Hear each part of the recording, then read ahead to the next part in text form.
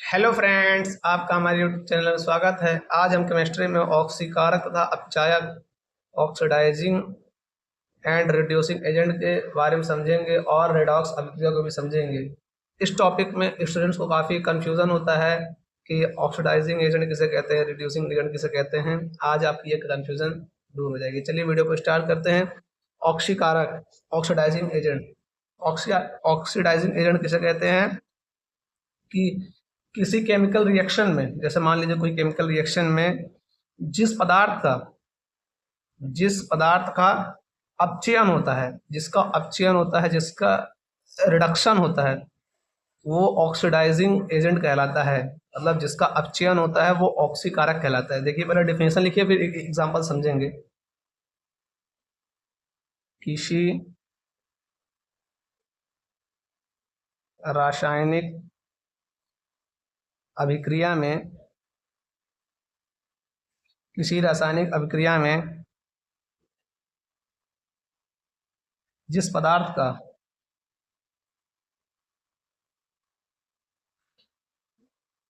अपचयन होता है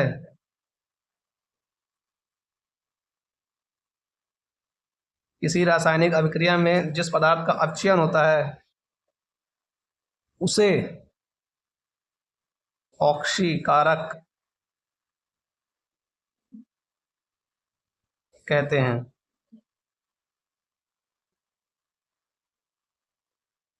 अर्थात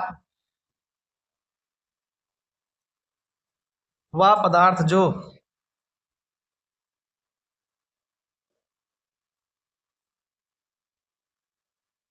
अभिक्रिया में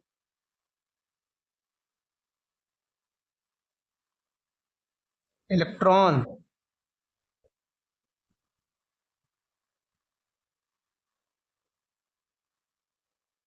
ग्रहण करता है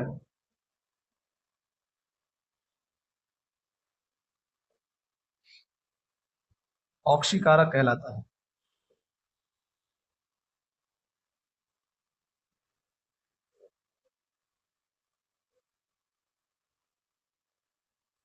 देखिए, जैसे एग्जाम्पल से आप ज़्यादा समझ आएगा।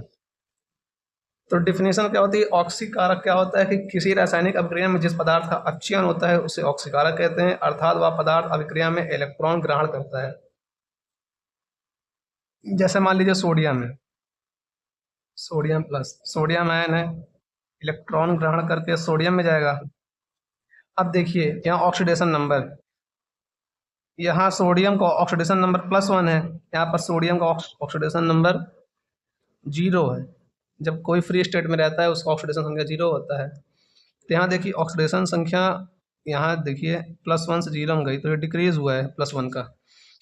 तो किसी रासायनिक अभिक्रिया में जिसका ऑक्सीडेशन नंबर डिक्रीज होता है वो अपचयन उसका कहलाता है, उसे अपचयन कहते हैं। और ये जैसे ऑक्सीडेशन नंबर घटा है तो इसे क्या कहेंगे, इसे कहेंगे अपचयन। और जिसका अपचयन होता है वो ऑक्सीकारक का व्यवहार करता है। जिसका अपचयन होता है, जिसका रिडक्शन होता है, वह क्या कहलाता है, वह ऑक्सीकारक कहलाता है।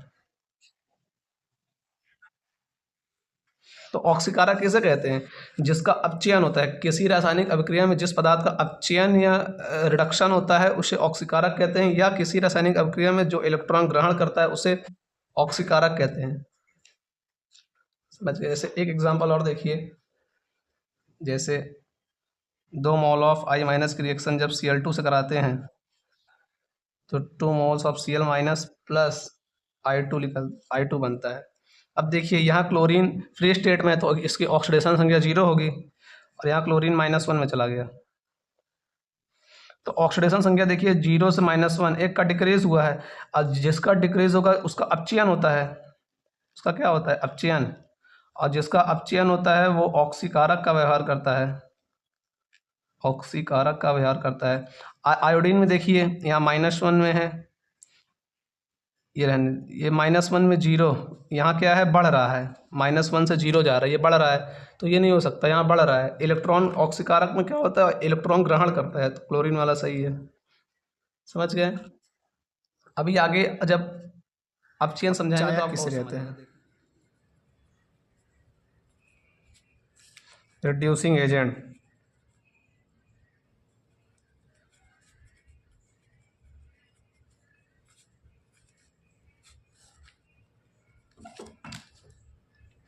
किसी रासायनिक अभिक्रिया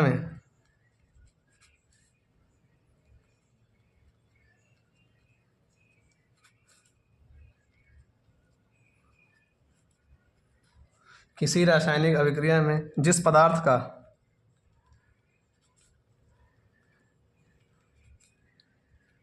ऑक्सीकरण होता है,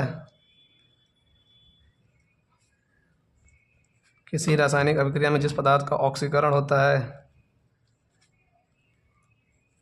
उसे अपचायक कहते हैं। या अर्थात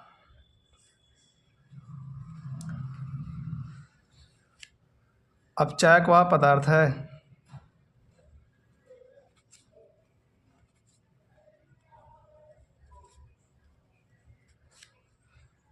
जो किसी अभिक्रिया में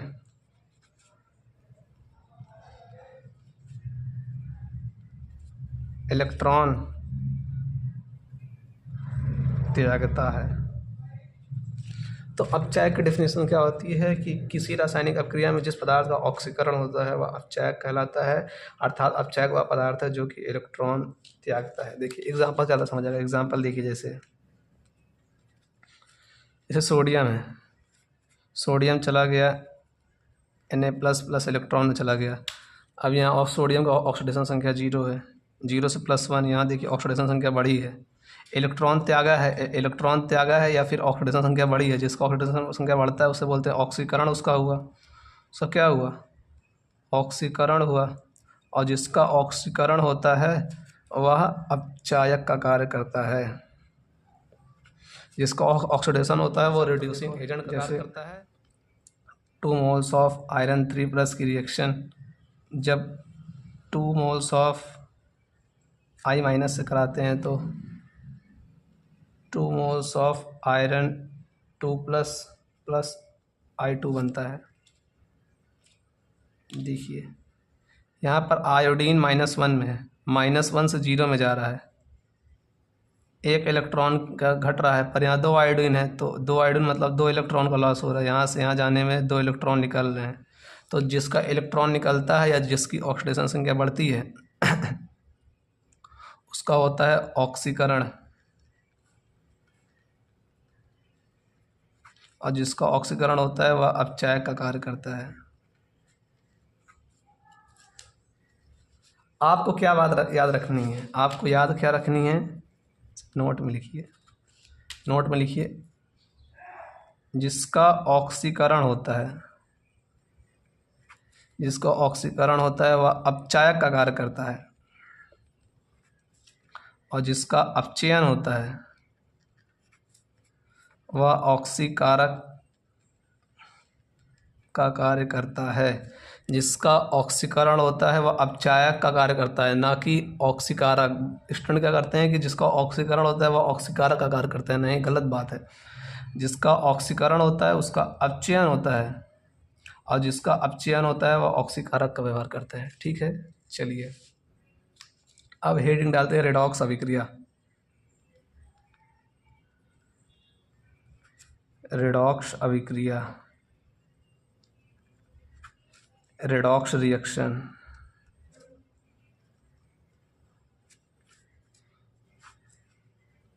रेडॉक्स अभिक्रिया क्या होता है?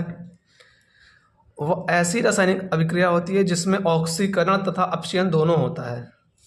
ऐसी ऑक्सीकरण मतलब ऐसी अभिक्रिया होती है जिसमें ऑक्सीकरण तथा अपचयन दोनों होता है। जैसे पहले डेफिनेशन लिखिए, जैसे वह रासायनिक अभिक्रिया जिसमें ऑक्सीकरण तथा अपचयन एक साथ होता है,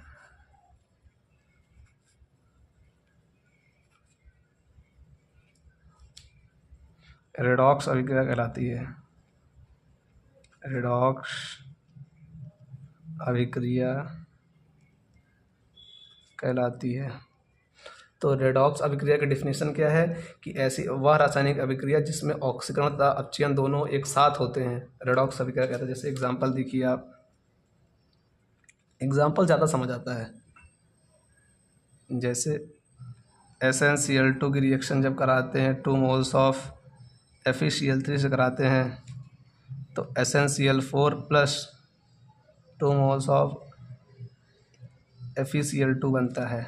अब देखिए यहाँ SnCl2, Sn यहाँ +2 में है, +2, और यहाँ Sn स्टेनस कम वाला अस होता है जिसकी ऑक्सीडेशन कम होती है, और अस जिसका ज़्यादा होता है इक, इसे बोलते हैं स्टेनस स्टेनिक। तो यहाँ +2 से +4 में गया, और यहाँ आयरन +3 में फेरिक है। आयरन की ऑक्सीडेशन यहाँ कितनी है, +3 है। क्लोरीन की -1, अगर इसकी x मानेंगे तो +3 आएगी। यहाँ आयरन कितनी है, यहाँ +2 है।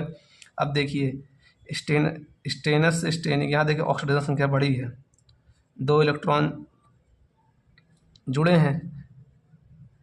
जहाँ ऑक्सीडेशन संख्या बढ़ती है, दो इलेक्ट्रॉन त्यागा है। जहाँ ऑक्सीडेशन होता है यहाँ क्या हुआ, ऑक्सीडेशन, ऑक्सीकरण, यहाँ ऑक्सीकरण हुआ, और जिसका ऑक्सीकरण होता है वह अपचायक का कार्य करता है।